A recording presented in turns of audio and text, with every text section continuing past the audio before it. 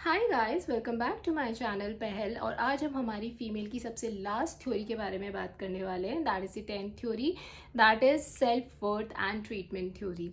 Yes, and उस पर proceed करने से पहले मैं आप सबको कहना चाहती हूँ कि अगर आपको मेरी वीडियो से हेल्प मिली हो, अगर कुछ भी पॉजिटिविटी आपके रिलेशनशिप में आई हो, तो इस चैनल को सब्सक्राइब करें, लाइक करें, वीडियोस को शेयर करें। एंड अगर आपको मुझसे कनेक्ट करना है तो हमारा नंबर है हमारे चैनल पे, तो आप उस पर टेक्स्ट कर सकते हो कनेक्ट के लिए। And I am very grateful कि मैं लोगों की मदद कर पा रही हूँ, लोग कनेक्ट कर पा रहे हैं एंड उन जिनको अपना कंसल्टेशन चाहिए वो लेके अपनी रिलेशनशिप में पॉजिटिव रिजल्ट्स लेके आ रहे हैं। तो I am very grateful for it and thank you so much every one for trusting on me.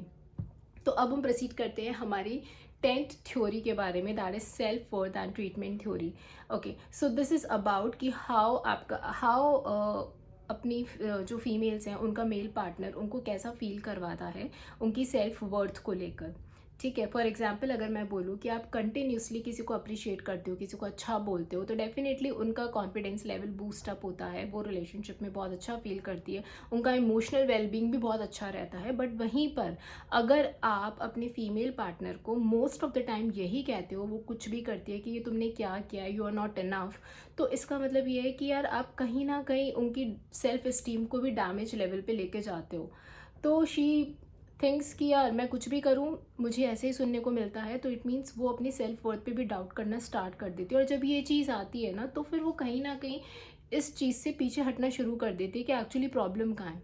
Right, तो कंटिन्यूसली सेम चीज़ का रिपीटेशन करना, चाहे वो पॉजिटिव हो या वो क्रिटिसाइजिंग वे में हो, उससे उसका रिलेशनशिप में उसकी वैल्यू वो समझ पाती है, अपना सेल्फ वर्थ समझ पाती है, और वो बहुत इंपॉर्टेंट रोल प्ले करता है उसके लिए, उसको ये समझने के लिए कि एक्चुअली में मेरी इंपॉर्टेंस है कहाँ।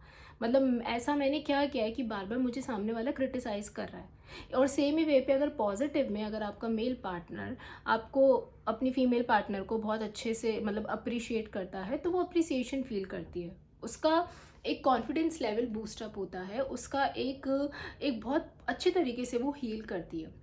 ठीक है, तो इसमें मैं एक चीज़ भी कहना चाहती हूँ कि सी होता क्या है कि आप अपने फीमेल पार्टनर को कैसे भी बिहेव कर रहे हो या आप उसको कुछ भी फील करा रहे हो, तो वो इनडायरेक्टली ये भी शो कर रहा है कि आप खुद के साथ कैसे हो, क्योंकि हम दूसरों को वो ही दे पाते हैं जो हम खुद के साथ भी होते हैं।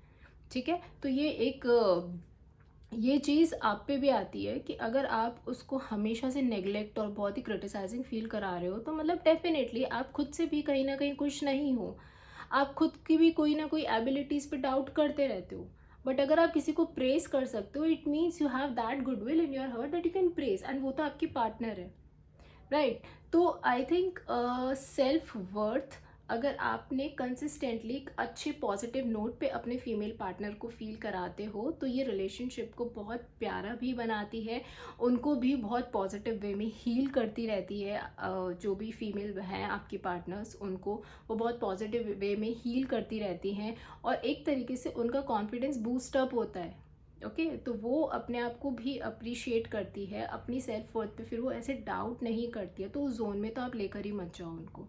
राइट, तो इस चीज़ का भी ध्यान रखिए गाइस। और अब हम कल से हमारी 10 थ्योरीज स्टार्ट करेंगे, जिसमें हम दोनों की तरफ की बातों को लेकर हम बात करेंगे कि हम कैसे मेल और फीमेल के पर्सपेक्टिव एक साथ में रखकर इस रिलेशनशिप को कोई पर्टिकुलर पर्सन, एक कपल कैसे अपने रिलेशनशिप को एक ब्यूटीफुल नोट पे लेके जा सकते हैं आगे, अगर कमिटेड भी होते हैं तो कैसे वो लाइफ लॉन्ग एक हेल्दी रिलेशनशिप में रह सकते हैं। और गाइज, इस वीडियो को एंड करने से पहले मैं आपसे कहना चाहती हूँ, सी विमेन को जानना पहचानना कोई बहुत बड़ा टैक्टिक नहीं है, कोई बहुत बड़ा हेडेक वाला काम नहीं है, ऐसा नहीं होता है। बस विमेन को आपसे एक इमोशनल सिक्योरिटी चाहिए होती है, आपसे एक वैल्यू फील हो, उसको भी ये लगे यार मैं भी मेरे पार्टनर के लाइफ में इम्पॉर्टेंट हूँ, वो उनको एक प्यार केयर एक यही चीज़ें चाहिए होती है। और अगर आप वो ये सब चीज़ें देते हो उनको एक बहुत ही अच्छे ब्यूटीफुल तरीके से उन्हें देते हो, अपनी पार्टनर को अंडरस्टैंड करते हो, तो फिर वो रिलेशन बहुत ही ब्यूटीफुल हो जाता है, फुलफिलिंग हो जाता है, लाइफ लॉन्ग हो जाता है। ठीक है। तो हमेशा अपने पार्टनर का कॉन्फिडेंस बूस्ट करते रहिए, उनके सेल्फ वर्थ को इतना ऊपर उठाइए, उनको अप्रिशिएट करें रादर दैन उनको क्रिटिसाइज़ करने के लिए, क्योंकि कंसिस्टेंसी किसी भी एक चीज़ की रिलेशनशिप का आगे का फ्यूचर डिसाइड करती है।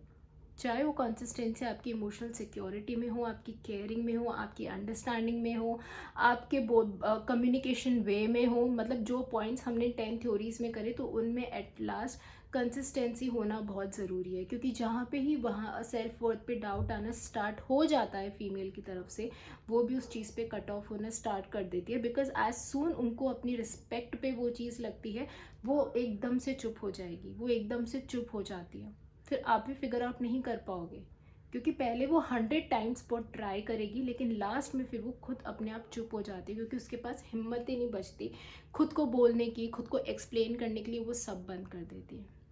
ओके गाइज, आई थिंक मैं फीमेल पर्सपेक्टिव को अच्छे से समझा पाई हूँ, मेल पार्टनर इसको समझ पाए हो। इनफैक्ट जो फीमेल्स हैं उनको भी कुछ ना कुछ इस चीज़ों से समझ में आया होगा। एंड अब हम हमारी कल नेक्स्ट थ्योरी के साथ वापस आते हैं। जब तक के लिए अपना ध्यान रखिए। आपको कोई भी प्रॉब्लम हो, कोई भी कंसल्टेशन हो, आप मुझसे ले सकते हो। एंड टिल देन अपना बहुत सारा ध्यान रखें, अपने आप को खूब सारा प्यार करें। Bye, take care.